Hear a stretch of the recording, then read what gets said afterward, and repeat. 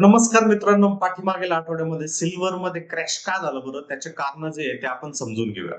तत्पूर्वी हा चार्ट बघूया.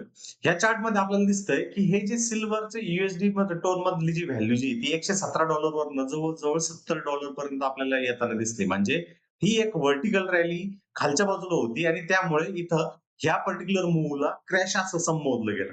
मग ह्या गोष्टी का झाल्या बरं? त्या वन बाय वन जे आहे ते आपण समजून घेऊया. तर फेब्रुवारी 2026 मध्ये सिल्व्हर का क्रॅश झालं, त्याची माहिती आपल्याला घेणं गरजेचं आहे. कालच्या आठवड्यापर्यंत चांदी जी आहे ती रॉकेट सारखी वरती जात होती आणि अचानक एका दिवसामध्ये ती $90 वरनं $73 वरती आपल्याला येताना दिसली आणि नेमकं ती का खाली आली त्याचे कारण आता शोधून घेऊया.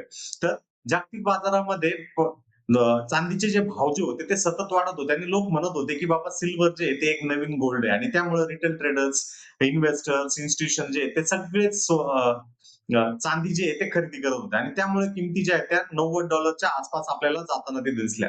परंतु मार्केटमध्ये एक्साइटमेंट पीक वरती होतं आणि मग काय अचानक धक्का बसला. पहिला परिणाम काय, की डिमांड नाही परंतु लिव्हरेज फुटला. म्हणजे लोकांना वाटलं, की डिमांड कमी झाला म्हणून भाव वाढला. पण ही गोष्ट खरी नाही. मार्केटमध्ये खूप ट्रेडर्सने लिव्हरेज वापरून मोठ्या पोझिशन्स घेतल्या होत्या. परंतु जेव्हा थोड्याशा किमती खाली आल्या, त्यावेळेस त्यांचे स्टॉप लॉसेस जे आहे ते हिट झाले आणि त्यामुळे मार्जिन कॉल्स आले आणि एकामागून एक फोर्थ सेलिंग जी ती सुरू होताना दिसले. मग त्याचा परिणाम, याचा रिझल्ट काय झाला बरं? पॅनिक सेलिंग, चेन रिएक्शन आणि क्रॅश.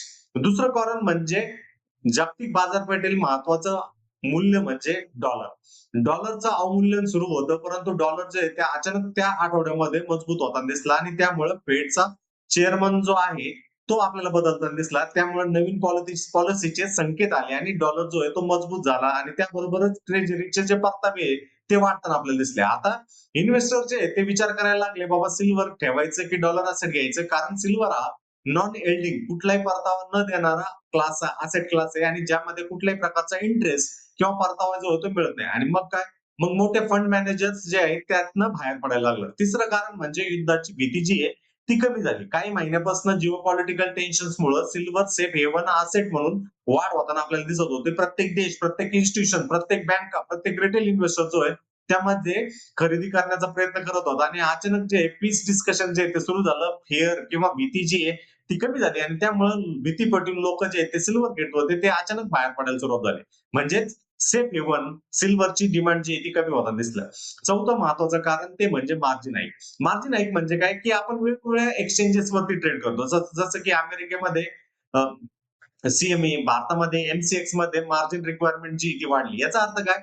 ट्रेडरला जर पोझिशन त्याची होल्ड करायची तर त्याकरता काही ठराविक रक्कम जी ती अनामत द्यावी लागते. परंतु ह्या एक्सचेंजेसनी काय केलं, की ती पोझिशन होल्ड करण्याकरता त्यांना आणखी काही रक्कम जी ती भरण्यास सांगितली. स्मॉल ट्रेडर्सकडे कॅपिटल नव्हतं, परंतु बिग इन्स्टिट्यूशन्सकडे होतं. परंतु काही रक्कम जी ती त्यांची ब्लॉक झालेली होती आणि त्यामुळे त्यांना त्यांच्या पोझिशन ज्या आहेत त्या बंद कराव्या लागल्या आणि क्रॅश जो आहे तो आपल्याला वेगाने वाढताना दिसला.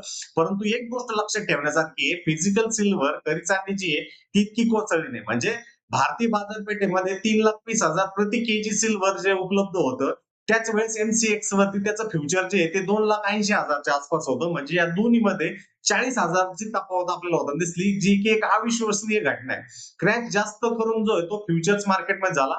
फिजिकल मार्केटमध्ये खऱ्या चांदीच्या मार्केटमध्ये आपल्याला होताना दिसला नाही. म्हणजेच पेपर मार्केटमध्ये पॅनिक झाला. ग्राउंड डिमांड जी आहे ती पूर्णपणे संपलेली नाहीये. म्हणून लक्षात ठेवा, की मार्केट जेव्हा केव्हा क्रॅश होतं म्हणजेच डिमांड संपली असं नाही. कधी-कधी तो फक्त एक लिव्हरेज, पॅनिक, पॉलिसी चेंज याचा परिणाम असतो. सिल्व्हर संपलेला नाही, पण मार्केटने जे कमजोर हात जे होते, वीक हँड्स जे होते त्यांना बाहेर काढलेले आहे. मार्केटमध्ये प्राइस पडतो तेव्हा घाबरू नका, कारण प्रत्येक क्रॅशच्या पाठीमागे एक स्टोरी असते आणि ती स्टोरी जी ती समजून घेणं सगळ्यात महत्वाचं आहे.